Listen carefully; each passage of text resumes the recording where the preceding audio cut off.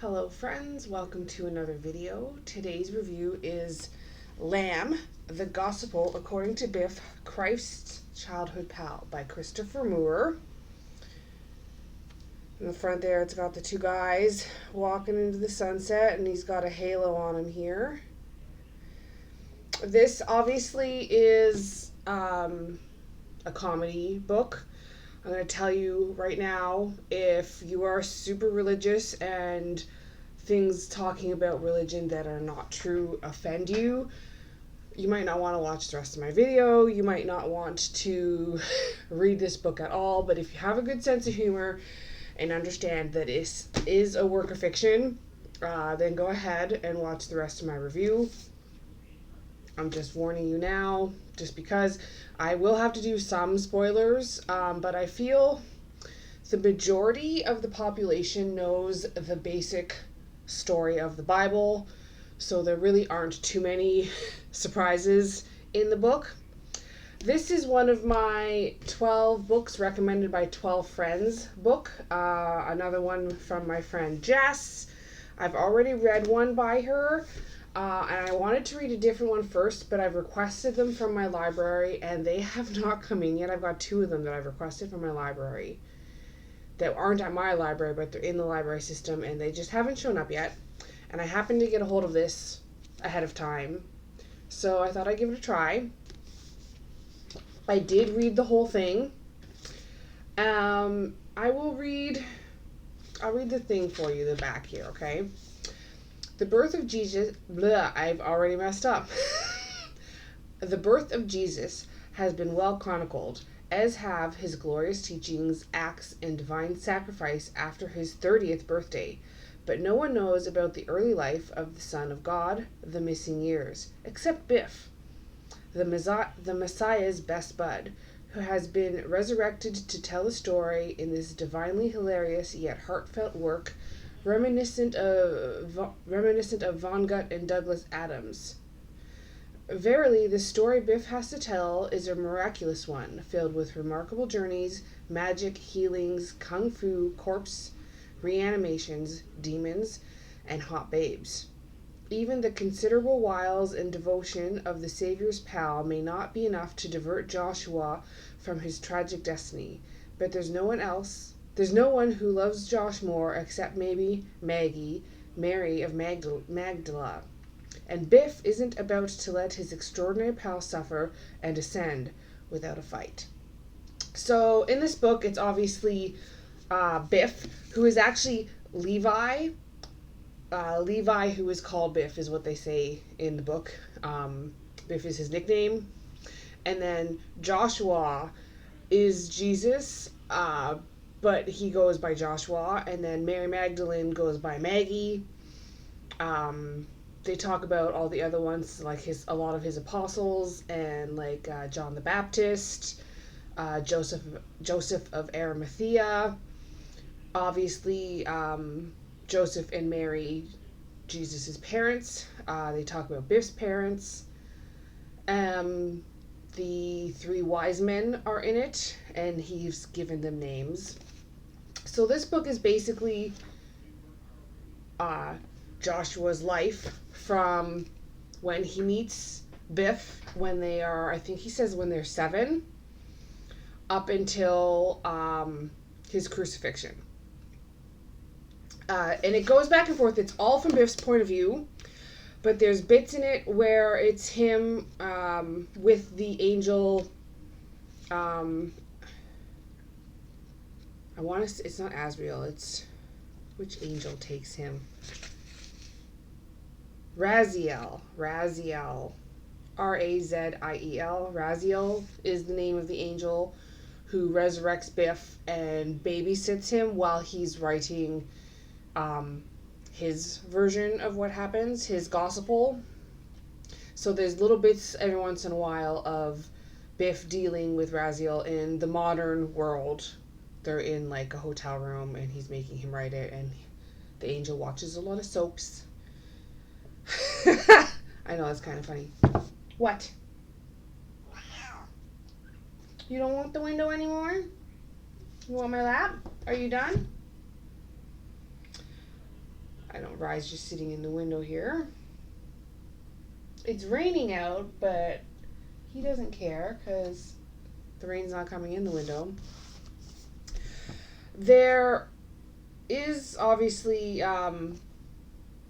miracles and magic and whatnot right from the beginning because it has to do with Joshua and his divinity. I guess he's not really divine.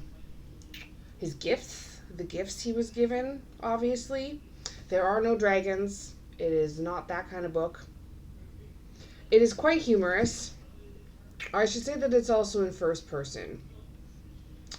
It's quite funny. They talk about, there's lots of jokes. He makes jokes about some of the things he says, and he'll be like, yes, that's a verse, and he'll be like, oh, I can't even remember one right now, like the gospel of like amphibious or something like that. He like does silly things like that.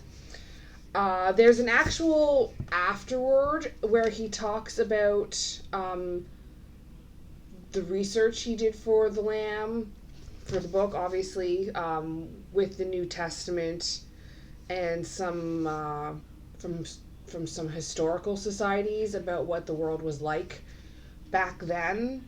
So what the old Jewish society would have been like back in the day, to try to get it kind of realistic. Obviously, it's a piece of fiction because we don't know what, no one really knows what happened in those early years.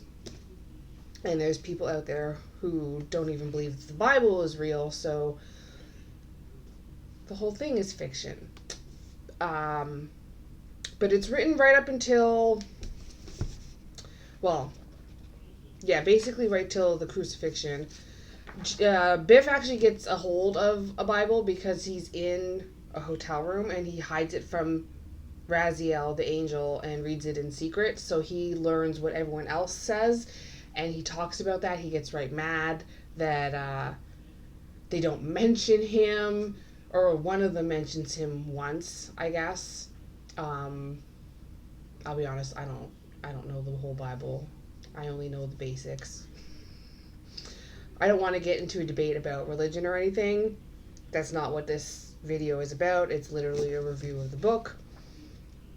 I liked the writing. I thought it was funny. I thought he did a good job of making the first part of his life more interesting and compelling and believable as to what he could have been doing in those first 30 years before his life was more important and recorded for history. The ending, I liked the ending, how they ended it as well. I thought it was nice, even though we know the story technically isn't a happy ending. He makes a happy ending for Biff, which is important. And you would think when you say it like that it's told by like his blubbering, foolish best friend. Biff is not an idiot. Biff is smart. He speaks like 7 languages. He knows kung fu. He's a smart, clever guy. Like I said, I was happily surprised. I really enjoyed it. I'm going to check out more of Christopher Moore's books for sure. His writing style is good. I found it very entertaining. I liked how it was paced. It was fairly evenly paced. I can't really say anything about plot holes or anything like that because it's already... Yeah, there's no plot holes. There's no things that are shocking or surprising. If anyone knows the basic story, if you've ever seen Jesus Christ Superstar, like you know who the betrayers are and who the liars are. So you yeah, even in the first part where you don't know what's happening, like those parts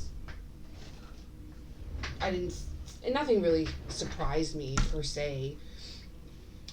You want back in the window? I thought you wanted to sit with Mom. Anyway, yeah. definitely a surprise, Jess. Out of my normal comfort zone. Still fiction, which I do enjoy. But interesting. Entertaining for sure. Definitely laughed out loud at certain moments. I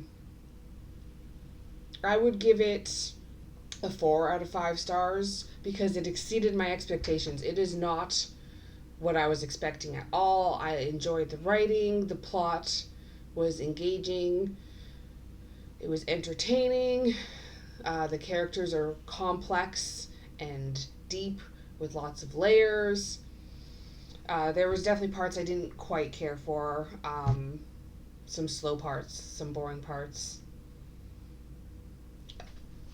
I will not be rereading it, but I did enjoy it, and it was a good book for reading out of my comfort zone from, 12 books recommended by 12 friends. So if you are not easily offended, not overly religious, even if you are religious but you're not easily offended, because it is fiction, guys, it is not real. No one is saying this is what really happened in Jesus' life. Check it out. I find it was worth the read. Definitely funny, entertaining. And who knows, maybe something like that actually did happen. Who are we to judge?